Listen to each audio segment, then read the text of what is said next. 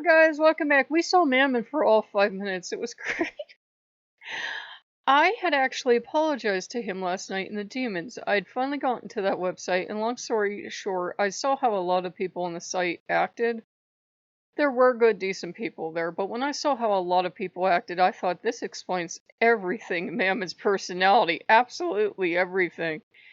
And he's just not comfortable being here. He likes me well enough, but he's not comfortable being here, and I realized why the stuff I asked him for didn't turn out.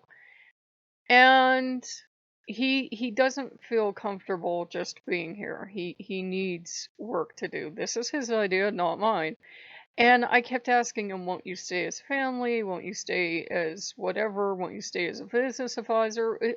Asmodeus and I have been trying to make him work, and Asmodeus is in business as well, in a sense. And Asmodeus is like, yeah. And I said, I can't think of anything for you to do. Really, I can't. It's not enough for him. It's not enough for him. He needs to be assigned more responsibility. I'm not really running a business. We've agreed that the YouTube channel is probably going to always stay this size. The more people, always welcome. And, he could watch over investments in that, but that's really Asmodeus's lookout, so there's really nothing for poor Mammon to do. But we were trying to get him settled in, so we made the club again. And we made it pretty this time. Started out with what I made for Freya and Freyr, and then added onto it, changed it. I've got about 200 items left, but it's already he's like, it's good. You did enough. 200, 100 items, something like that.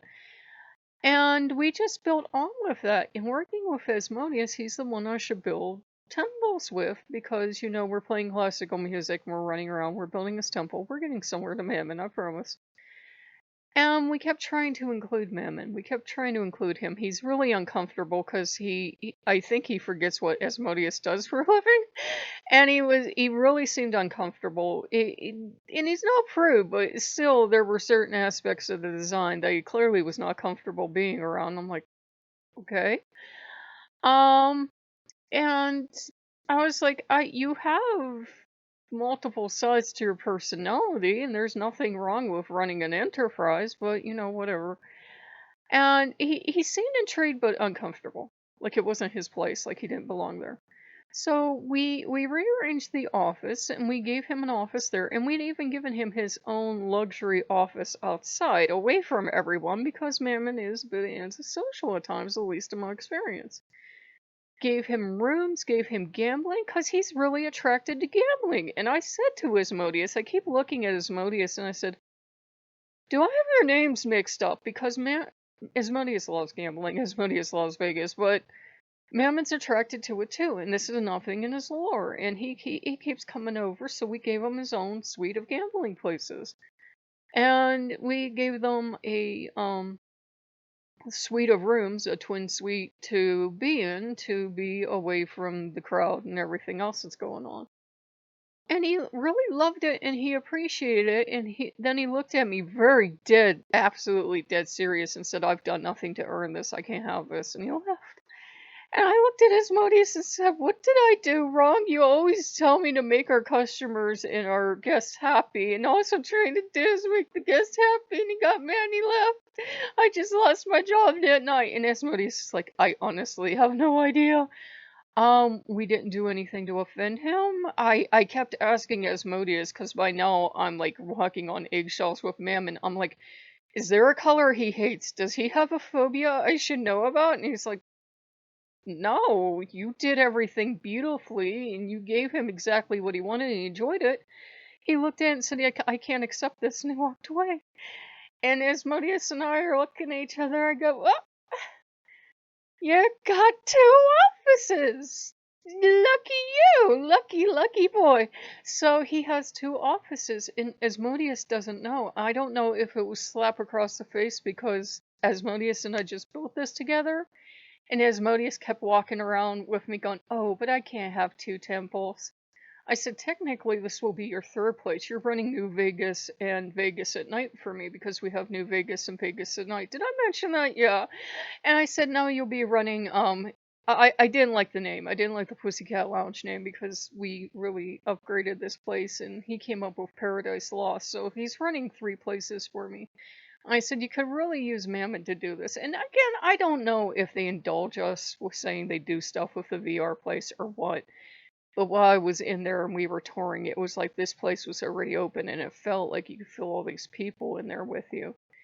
And I said, I'm repeating some of my design ideas. And he goes, good designs can be repeated. It doesn't, it doesn't matter. So I don't know. Mammon left. He was really offended. And the thing is, I had gone to that place and gone back to it today to see like more about Mammon's personality, to learn more about him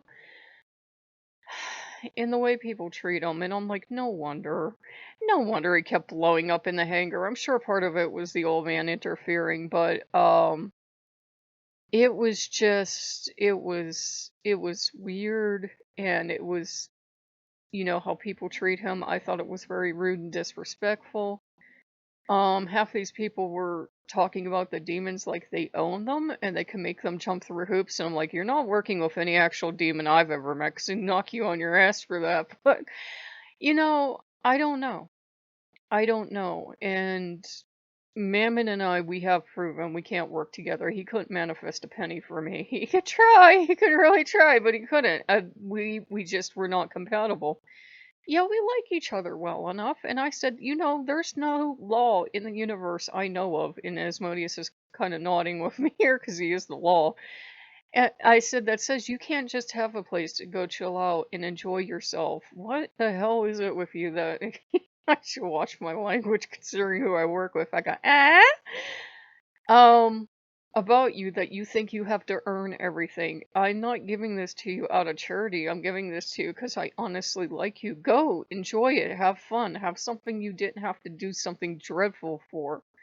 And I don't know, man. I don't know if he just doesn't trust humans now.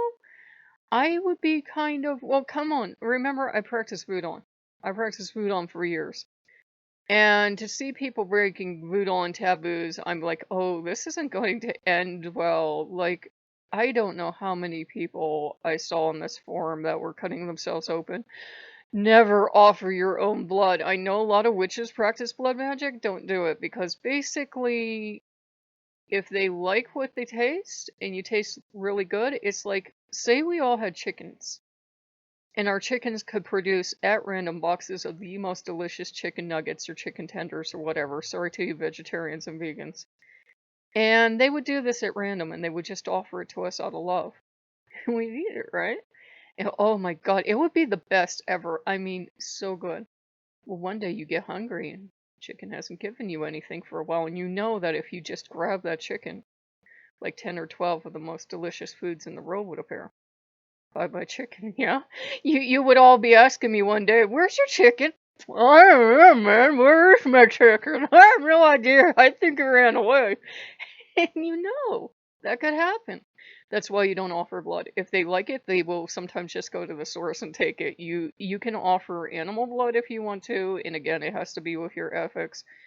Whatever they request. A beautiful thing I saw done one time was somebody offered a steak, and they offered it for a set period, and then, the spirits agreed it was okay to cook the steak and then eat it, because they got all the astral goodness, foodiness out of the blood and everything, got a feast out of it. Or you could put it in nature, however your budget works, but remember, COVID-19, we don't want to poison animals or have stuff around. Um, and, it's why you don't do it. And all these people were insisting on, offering their own blood, which I have a problem with. If you do it, I'm not criticizing you, but I have a problem with it because, sometimes they'll help themselves. You have to think of that. And, I think because I'm not offering him blood and I'm not theatrical Hollywood Satanist, that he has a problem with me. It's not that I'm doing it wrong, it's he doesn't trust me. He's like, what's wrong with you? He even asked me once, he said, what's wrong with you? Because I said, would you like some coffee? He looked at me, and my mouth. I said, would you like some coffee? He goes, What's wrong with you?" And I said, Would you like some fucking coffee or not? I'm being nice here to a guest." So, we just can't get along. I offer him things, it's a trap. I offer him things, it's a demon trap because I'm a mastermind. I've hidden it all this time. I'm actually Asmodeus from the Dungeons and Dragons games. It's my master plan. Blah ha ha ha ha. I get uproarious laughter. At least Asmodeus loves me. I don't think Mammon fits in. He could fit in. He's welcome. He's welcome anytime.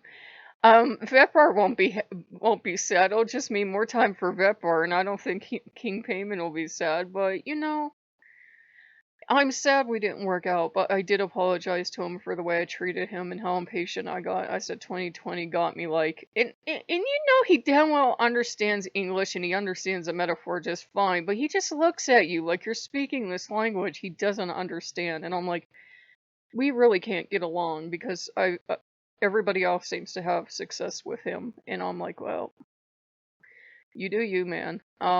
We seemed compatible, and then because I'm not going to run an empire, I guess he's done with me, and I'm like, okay. I treat them very different than most people treat them. I never ask them to do anything I would find ethically wrong, which Asmodeus is fine with, and Asmodeus actually approves of, but most people go and they look at the goat book, as I call it, and they see that and they're just asking them to constantly do this and do that and do this. And it's not that you couldn't have success doing stuff like that, but I don't go against my ethics. If I wouldn't do something myself, I don't ask them to do it. And a lot of demons, I guess, don't trust that. Anyhow, I just figured I would share that with you guys because you guys pretty much have, a better handle sometimes on these things than I do. Mammon just felt like he didn't earn it, and I could tell I had insulted him. And I'm like, he was happy for a split second, and then he's highly offended. And I'm like, oh shit, I just offended a demon. Well, that's great. And so I'll go to Satan or Lucifer or someone. I don't want to, give a demon something and then take it away from them. But at the same time, he threw the gift back at me. I know if I come around, you come to his senses and realize it didn't mean offense. But at the same time, we have this beautiful office. It's a crime and a shame that someone isn't using it. It's all black. Maybe Satan wants it. I don't know. So if you guys like what you see, like, comment, subscribe. Put any thoughts below. I'm really disappointed it didn't work out, but apparently I can offend people quite easily. So see you guys later. Bye bye.